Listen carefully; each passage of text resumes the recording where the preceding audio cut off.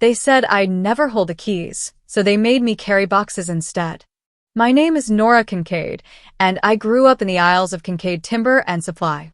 Our yard sat at the edge of Milford, a town that rose with sawdust in its lungs and settled with the smell of resin. My grandfather stacked planks by hand when the mill whistles still set the rhythm of the day, and my father turned those stacks into a business with real invoices, real clients, and real payroll tiers. When I was little, I'd count the nail bins like coins in a treasure chest. At 16, I could quote dimensions faster than any of the boys on the floor. At 26, I watched my brother, Ellis, become vice president while I was told to keep learning the ropes. I learned them all. Purchase orders, freight negotiations, seasonal cash flow, customer credit, vendor moods, OSHA visits. I learned the way a business breathes when the lumber market swings, and how it wheezes when a contractor delays payment. I learned which carpenter paid on time and which needed a gentle Friday call. I learned that when I spoke in meetings, men nodded politely without writing anything down. Dad believed in me. He said it often, but belief never reached the ledger. You're essential, he'd say, tapping a pencil. But Ellis is the face, and you're the backbone. The words were meant to be kind, but they hardened into a brace I could not remove. When he fell ill one winter and started trusting Ellis with more signatures, the jokes turned into policy. I found myself training new hires who called me Miss Kincaid, then looked past me for decisions. My title said operations, my work said everything, and my seat at the table was an extra folding chair. The day I asked to buy stock, they laughed. Not cruelly, not loudly, but with the soft laugh families use when a child repeats a dream.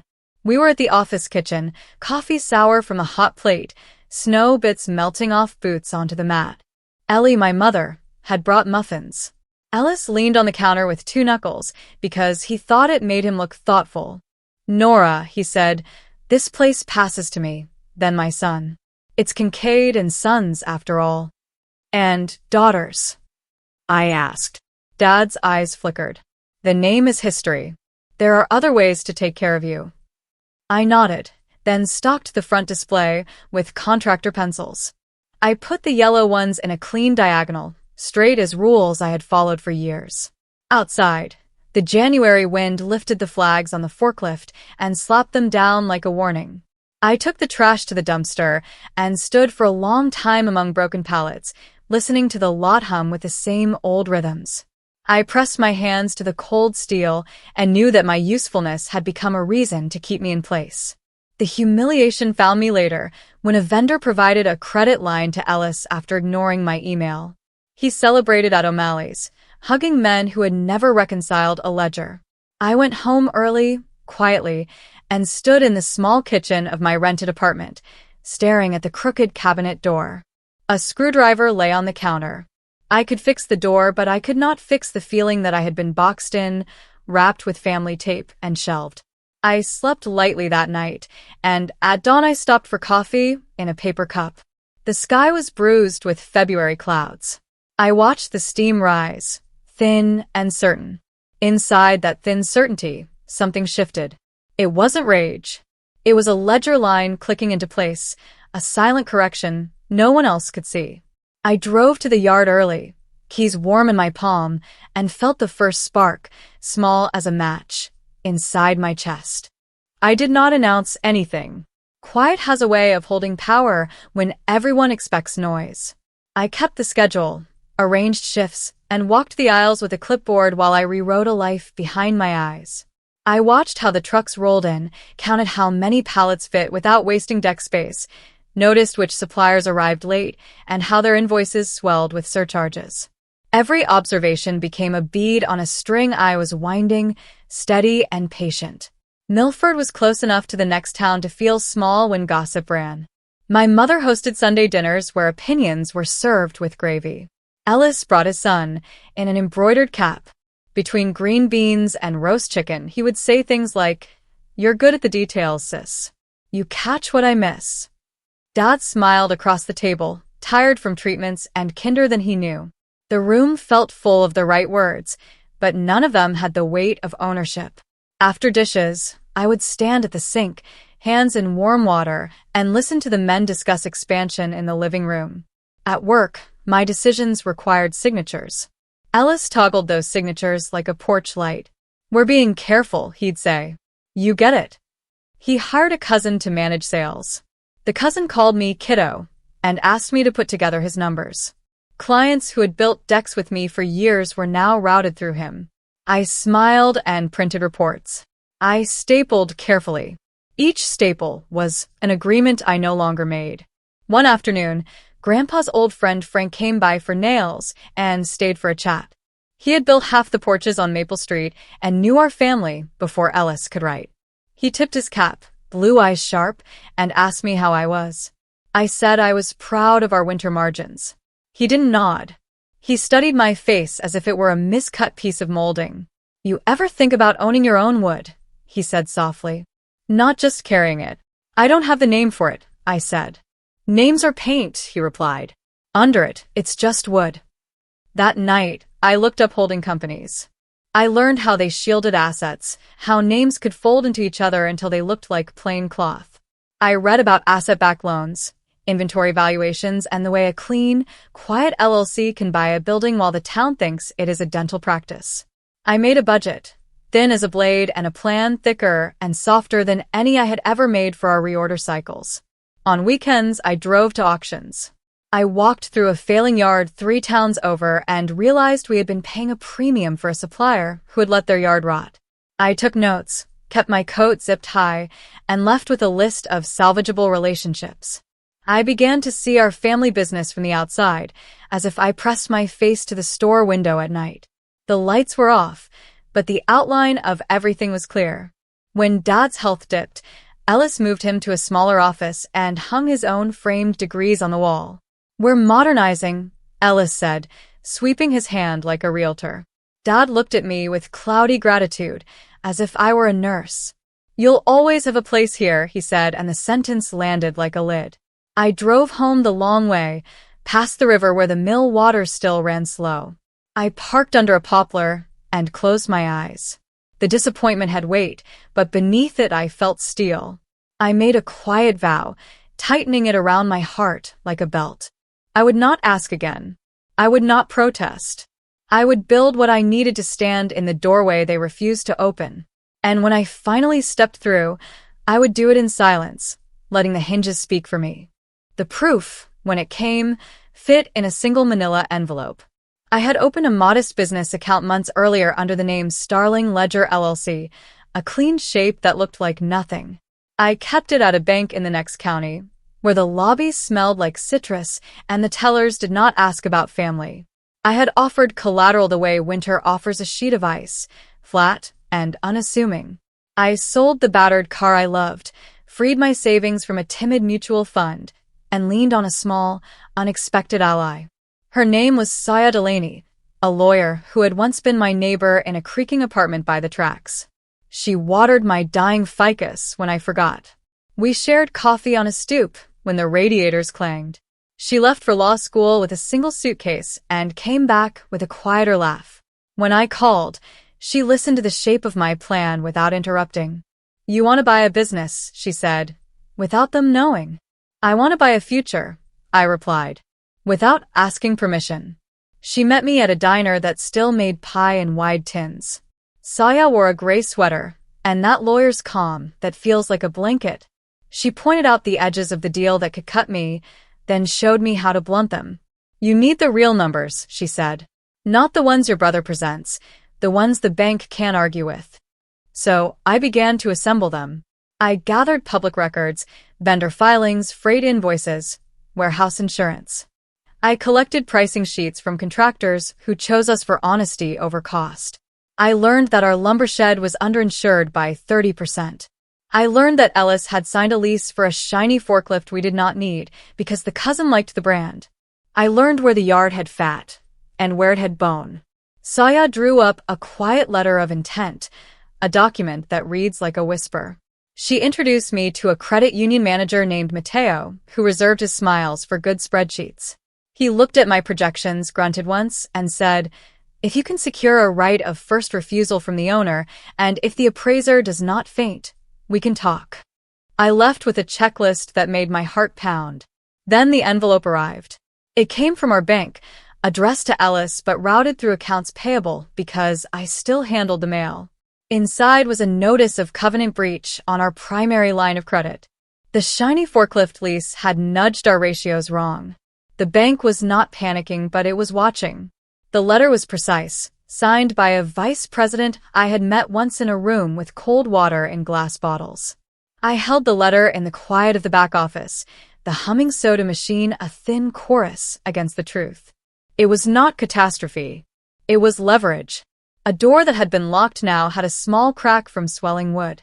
I scanned the letter, carefully returned it to the envelope, and placed it on Ellis's desk. I made a copy for Saya. We sat together that evening, the copy between us like a single card in a game. "This is your proof object," she said. "And not because it proves they were wrong, but because it proves you can do better." "How?" I asked. "You know the business," she said. "The bank knows the risk.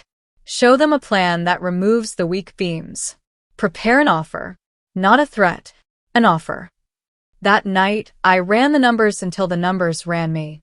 I saw how the building could be refinanced through Starling Ledger. I saw how inventory could be bought smarter, slower, without the cousins' commissions. I saw a path that would stabilize the yard, honor our crew's work, and keep Kincaid timber alive without the weight of pride. Resolve moved through me like a clean, even cut. The sawdust that rose felt like air. We did not meet in a courtroom. We met in the conference room that still smelled like varnish from my father's first desk. The windows faced the yard, where men in orange vests lifted wood that would become someone's porch. Dad sat at the head of the table, thinner now, fingers tapping a slow rhythm. Ellis came in late, coat unbuttoned, cousin behind him with a tablet he scrolled as if it were sacred text. My mother brought coffee and did not sit. I placed a folder on the table. Saya sat to my left, legal pad open, pen ready, but still. I had wanted a speech. I had practiced one in my mind on long drives. But when I opened my mouth, only simple words came out, measured and plain. "I have an offer to purchase the company," I said. "From Starling Ledger LLC. They have financing. They respect the staff and the legacy. They will retire the forklift lease, stabilize the line, and keep Dad's name on the main sign for 5 years, with an option to extend if revenue targets are met." Ellis smiled like a man indulging a child. "We're not selling, Nora." Dad's tapping stopped. "What are the terms?" he asked, voice low. I slid the term sheet across the table. The numbers were not a triumph. They were a salvation.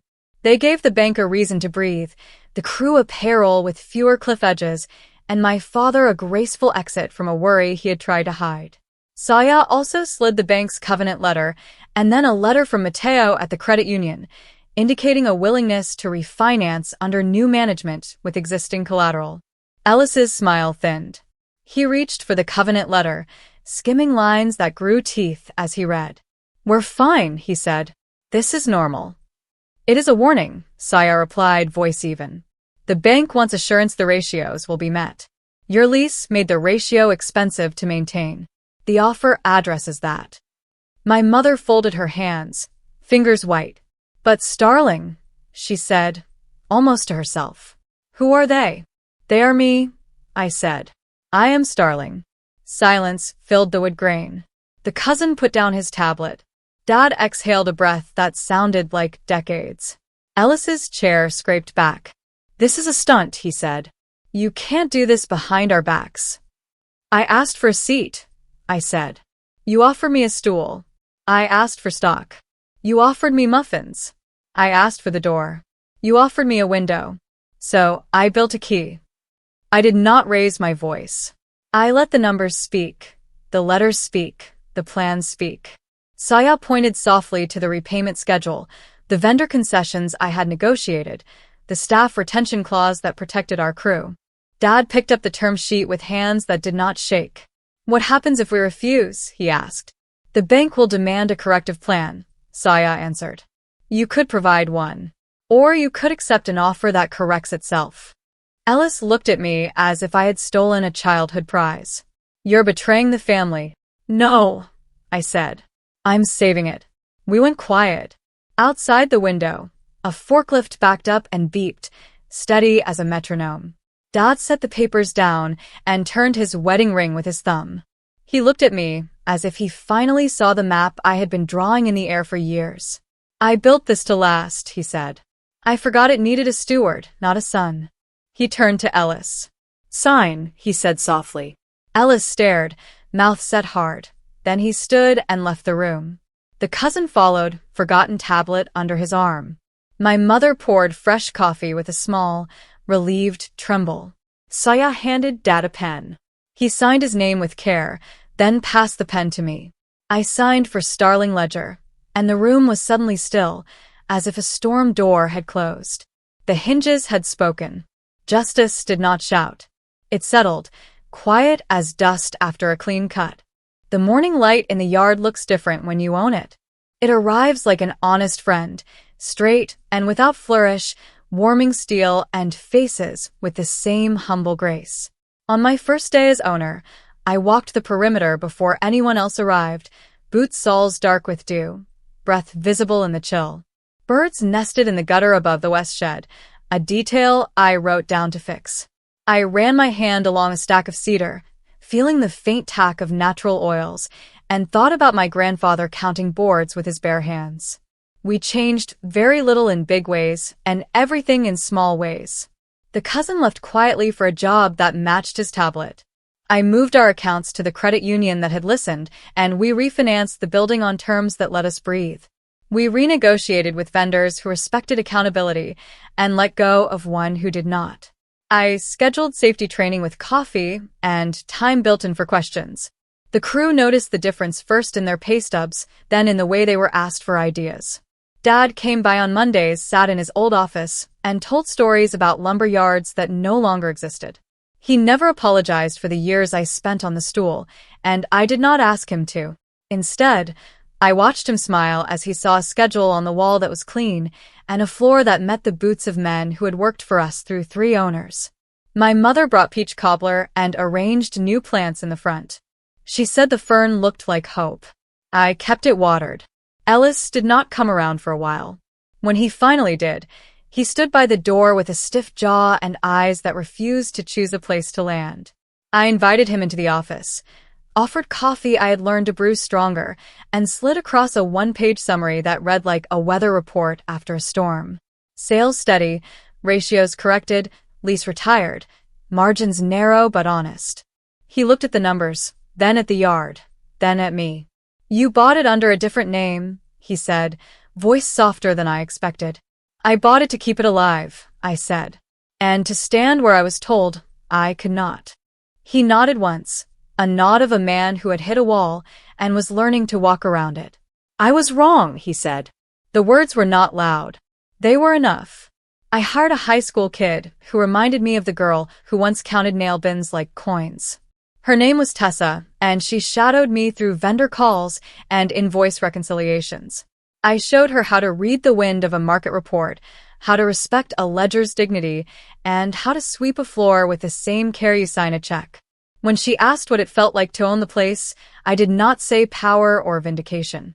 I said responsibility, and then we loaded a pallet together. On a Saturday in late spring, I opened the windows of the small break room. The yard smelled like cut pine and rain. Our crew ate sandwiches at the picnic table we had repainted, laughter rising like sawdust motes in sun. I unfolded the old sign from the back, the one with my grandfather's careful brushstrokes, and hung it where new customers would see it. Kincaid Timber and Supply. Beneath it, smaller, a new line, stewarded by Starling Ledger. I locked up that evening, hands steady, keys familiar as breath. The street was quiet, the river low, the poplars full. I thought of the girl with the crooked cabinet door, the woman with the manila envelope, and the owner who walks the yard before dawn. I had not shouted, I had not slammed any doors. I had learned how to turn a lock I was told I could never touch, and I had opened it gently, without breaking the wood. If this story touched you, share your thoughts below, and subscribe for more stories of quiet revenge.